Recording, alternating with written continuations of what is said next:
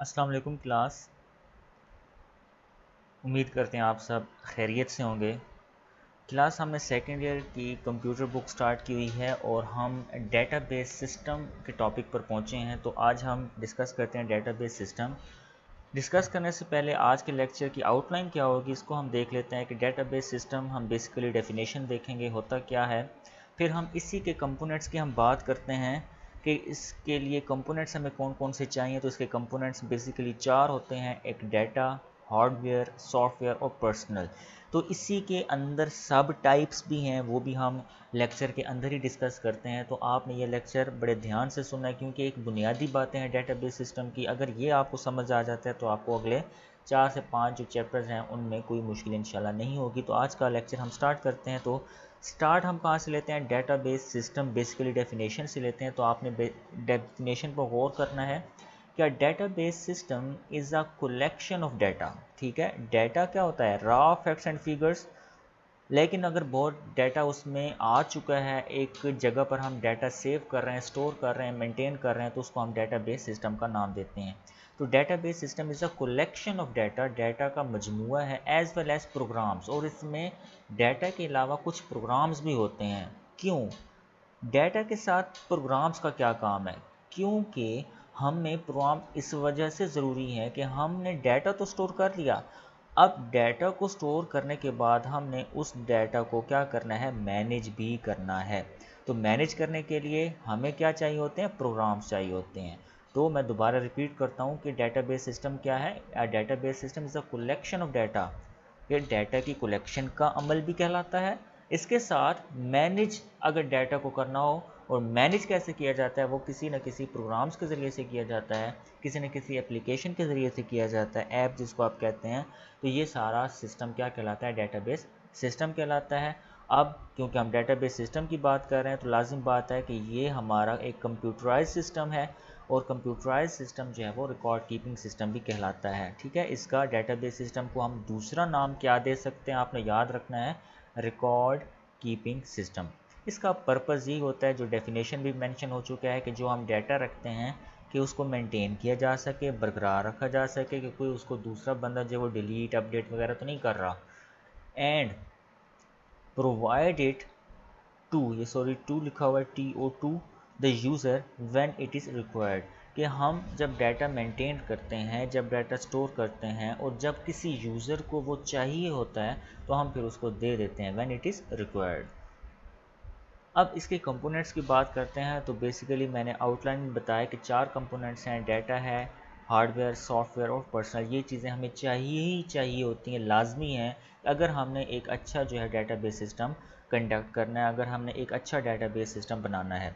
तो सबसे पहले डाटा की बात कर लेते हैं। ये आपने पहले लेक्चर जैसे ही क्लास स्टार्ट हुई थी, पहले ही लेक्चर में हमने डाटा के बारे में भी पढ़ा था, इंफॉर्मेशन के बारे में भी पढ़ा था। तो डाटा क्या है कि हमने क्लास में बहुत सारी एग्जांपल की हुई हैं। मैं दोबारा यहाँ एग्जांपल जो है वो नहीं देना चाहता। आपको अच्छी तरह पता है कि हमारे पास कोई भी सिस्टम होता है, डेटाबेस सिस्टम है, कोई भी चीज़ है, तो हम उसके लिए ज़्यादा इंपॉर्टेंस किसकी होती है? वो डाटा की होती है।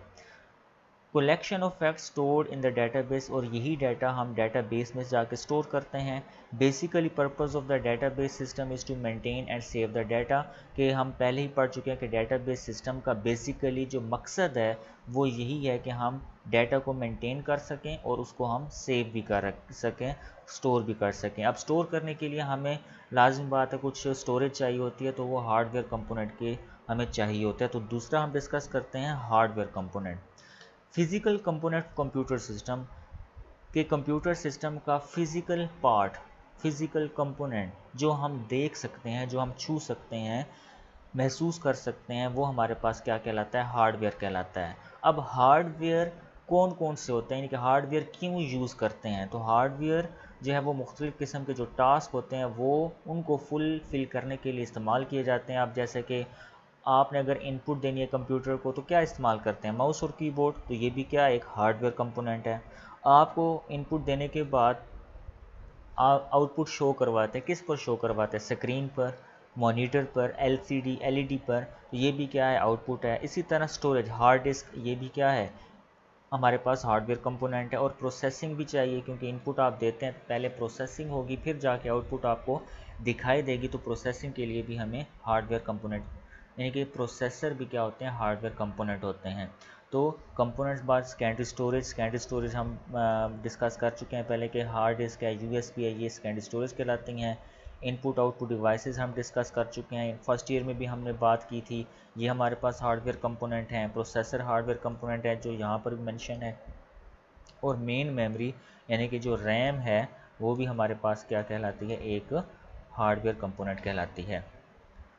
तो तीसरी जो चीज़ हमारे लिए इम्पोर्टेंट है एक डेटाबेस सिस्टम के लिए, वो है सॉफ्टवेयर। तो सॉफ्टवेयर क्या है, आप सॉफ्टवेयर की डेफिनेशन क्या पढ़ के आए हैं, क्या collection of programs, a set of instruction given to the computer. तो यहाँ पर भी आप वो डेफिनेशन मेंशन कर सकते हैं, जो आपको इजी लगे वो आप मेंशन कर सकते हैं। तो सॉफ्टवेयर क्या है, अब शुरू में हमने देखा कि डेफिनेशन में हमने देखा डेटाबेस की, कि डेटाबेस में हम डाटा भी रखते हैं और प्रोग्राम्स भी उसमें होते हैं। क्यों, अब सॉफ्टवेयर क्यों चाहिए, क्योंकि हमने डाटा को क्या करना है, मेंटेन भी तो करना है, उसमें चीज़ें सेव भी करनी है, तो उसके लिए हमें सॉफ्टवेयर चाहिए होते हैं।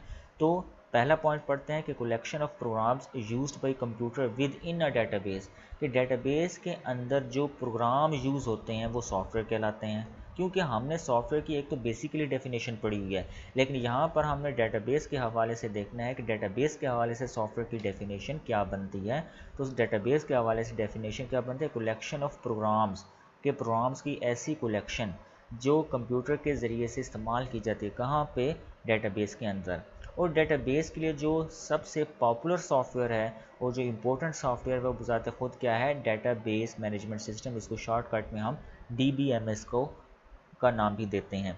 अब कौन कौन से ये सॉफ्टवेयर इस्तेमाल करता है, तो यहाँ पर सॉफ्टवेयर के नेम गिवन है और यहाँ पर डिस्क्रिप्शन गिवन है, तो मैं रीड आउट करता हूँ और समझाता भी हूँ कि सबसे पहले तो हमें ऑपरेटिंग सिस्टम चाहिए, यानी कि जैसे ही आप नया कंप्यूटर ख़रीदते हैं तो सबसे पहला काम आप ये करते हैं कि ऑपरेटिंग सिस्टम उसमें इंस्टॉल करते हैं, जिसको आप विंडोज़ का नाम देते हैं। तो विंडोज़ एक क्या है, ऑपरेटिंग सिस्टम। इसका काम क्या होता है, it manages all hardware components, कि जितने भी आपके कंप्यूटर सिस्टम के साथ हार्डवेयर कंपोनेंट हैं, जैसे कि इनपुट आउटपुट डिवाइस है, आपकी आउटपुट डिवाइस है, प्रोसेसर्स हैं, उनको क्या करता है, मैनेज कर देता है, उनको एक काम की एक्टिविटीज़, जो एक्टिविटीज़ होती हैं उसको एक्टिव कर देता है। It is also enable all other software to run on the computer, कि हार्डवेयर कंपोनेंट के साथ साथ ये जितने भी छोटे छोटे सॉफ्टवेयर होते हैं कंप्यूटर में, उसकी वर्किंग के लिए ये लाजमी है। मतलब ये है कि ऑपरेटिंग सिस्टम होगा तो और काम होगा, ऑपरेटिंग सिस्टम नहीं है तो और काम आपका नहीं हो सकता। इसी तरह DBMS सॉफ्टवेयर जो कि डेटाबेस के लिए सॉफ्टवेयर इस्तेमाल किया जाता है, ये एक इसकी फुल फॉर्म क्या है, डेटाबेस मैनेजमेंट सिस्टम। नाम से ज़ाहिर है कि डेटाबेस तो है जिसका हमें पता है, मैनेजमेंट सिस्टम भी है, यानी कि हम इस सिस्टम में डाटा को मैनेज भी कर सकते हैं। मैनेज में सारी चीज़ें आ जाती हैं, जैसे कि स्टोर करना डाटा को डिलीट करना, डाटा को अपडेट करना, ये सारी चीज़ें आ जाती हैं। And manage the database system, और पूरे के पूरे सिस्टम को भी ये मैनेज करता है। फिर आ जाते हैं एप्लीकेशन प्रोग्राम्स, यानी कि वो सॉफ्टवेयर जिसके ज़रिए से हम डाटा ऐड करते हैं या रिमूव करते हैं, उसको हम एप्लीकेशन प्रोग्राम्स का नाम देते हैं। These are use to access, कि अगर हमने डाटा को एक्सेस करना हो या डाटा पर प्रोसेस करना हो। प्रोसेस का मतलब ये है कि हमने अगर डाटा को अपडेट करना हो तो हम ये एप्लीकेशन प्रोग्राम्स का इस्तेमाल करते हैं। लास्ट जो चीज़ है हमारे पास वो है पर्सनल आपने अभी तक ये सुना है कि जो लोग होते हैं उसको, यानी कि एक शख्स को पर्सनल कहते हैं।